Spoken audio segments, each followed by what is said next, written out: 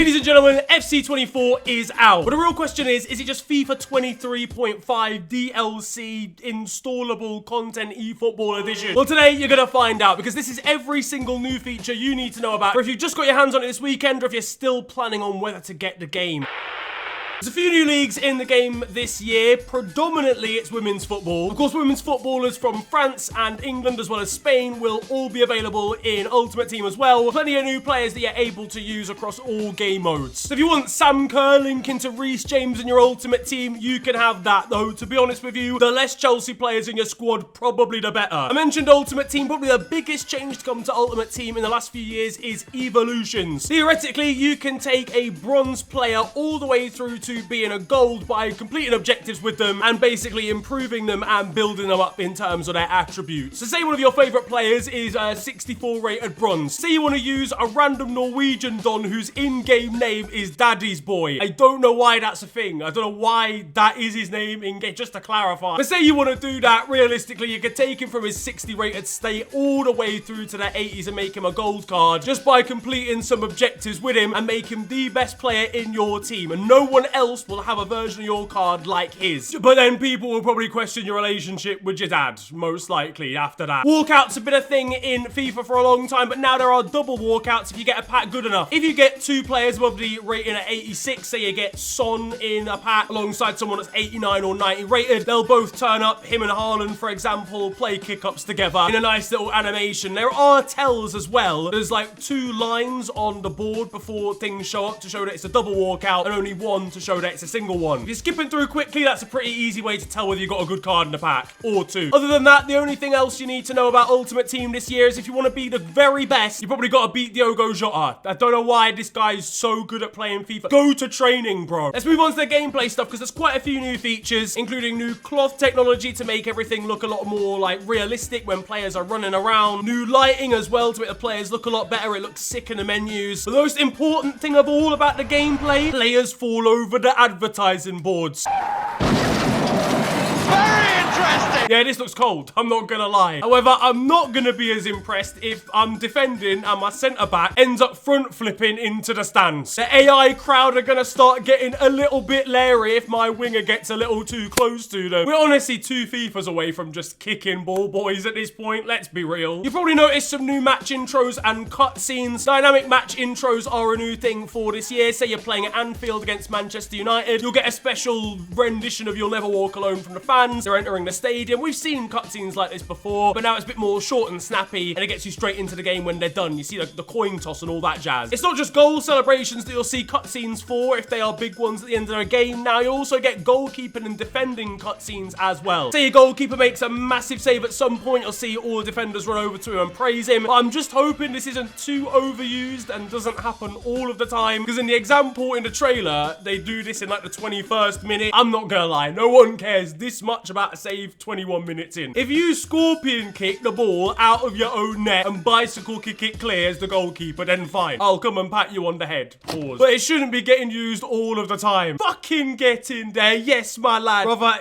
we're in the pre-game warm-ups. Why are you even... But in fairness, it's nice to get a little bit of a spotlight on the goalkeepers as well as the goal scoring when it comes to these games. And it's new cutscenes, keeps everything fresh. Might be good in pro clubs as well to get a bit of more of a spotlight on players that end up playing in goal. There's also referee POV as well, which is pretty sick. It's not like a game mode, which we might get in the future. I don't know. Personally, I would love referee. I would cause carnage. What, you looked at me funny? Yellow card. Use the shush celebration? Get out of here, mate. VAR on FIFA would be absolutely hilarious. Decision? Lengthy. But yeah, nah, these are just more cutscenes. Again, kind of to intersperse the gameplay and all that jazz. So if a referee's like setting up the wall and putting the spray down, it'll be from his point of view. And also sometimes when players are being given out cards as well. I'll be praying to the referee not to punish me after missing a sweaty opportunity. Make a wish, kid, bro. And this will be the referee's POV of Casemiro chasing him down after getting given a yellow card 4 minutes in. There's new stats overlays as well to show possession, shots on target, and and stuff like that, like actually on the pitch, like whilst goal kicks or throw-ins are being taken. Just gives you a better way to visualize how the game's going. Again, show off possession and shots and stuff. Also shows off things like stamina for all of your players in the certain area. Maybe educate you on a decision to make when it comes to substitutes. And there's new commentator cutscenes as well at halftime, as well as new commentators actually in the game in the form of Guy Mowbray and Sue Smith as a combination. It means new commentary lines as well, rather than just getting all the old ones again. Of the best is a couple of random new things as upper body injuries have been added to the game now when it comes to players like holding things down on the floor. The new La Liga package is in the game. Obviously, it's been rebranded for this season. That is present, as well as new Premier League scoreboards. There's a host of new stadiums, including the GOAT that is Luton's, that away, and there better be a cutscene of someone on a Ring doorbell trying to get in there. On top of that, we've got both Rangers and Celtic stadiums added to the game, as well as Lille in League 1, the Udinese Arena in Serie A, and then Bochum, Greuther Fürth, and St. Pauli stadiums in Germany. And on top of that, the first player ever to be in Ultimate Team below the height of 5 foot is in the game. That hopefully means I can make my player even shorter. I want 90 sprint speed, but I'm 4'2". Career mode fans, don't worry, I got you lot as well. One of the biggest things, I think, to be honest with you, is coaching staff. That is now in the game. It's something that we've been asking for career mode for ages. I'll be honest with you, they've implemented it in a kind of chaotic way. My small ADHD brain is a little bit, it could look a lot smoother, but it's a good feature. Basically, the coaches that you can like approach have different star ratings and different abilities for different areas of the pitch, like attacking coaching, midfield coaching, defensive coaching. And obviously, the better they are, the more they'll influence your players, the more they'll develop, and the quicker they'll earn individual like player traits and stuff as well. So it's just a way of developing your players in a certain way. Pre-match reports before each game are pretty helpful as well. They tell you how your opponent is going to play. So if you're playing against Manchester City, obviously they're possession based, going to play it around a lot. You might not want to get as much possession. Real Madrid, for example, are going to play counter-attacking football against you and are going to use their wide men pretty effectively. So it's stuff that you need to know before the game can help you set up and coach your players in the right way before a game kicks off. Manager's Eye View is a new thing in the game. You can either watch from in the stands, focus on a certain player, or literally watch like bird's eye view from the touchline behind your manager. If you're feeling lazy and you don't want to actually play the game, you can chill, eat some food, and sort of do little tactical changes as you go along. It's basically like Football Manager, I guess, but the FIFA edition. Is it going to be a bit of a novelty though? I feel like it probably is. I don't think I'm going to really use this beyond like 2 weeks into the game. Dynamic moments, I've talked about them before, but they are so cool. Basically, if you win a trophy with your team in manager mode, you'll get like an open top bus tour, and it'll be like little cutscenes and stuff for that, which again, always cool, freshens up the game. A novelty eventually, but it's always good to add these things. And there's also award ceremonies as well. The Ballon d'Or's officially in the game. You can win that, and it'll be handed out by icons from the game. They use Cafu in the actual trailer, but I'm guessing it could get handed out really by any icon that they've got. They've got a lot of them in the game. And also there's the EAFC like Player of the Year as well. So I'm guessing there's loads of different awards that your player in player mode or in manager mode can win. And then finally, I mentioned player career mode. The biggest thing I think coming to that is your agent. So your higher agents, I assume at the start of your career, and I'm guessing there's different like variants of how good they can be. But basically they decide how your career path goes. You'll tell them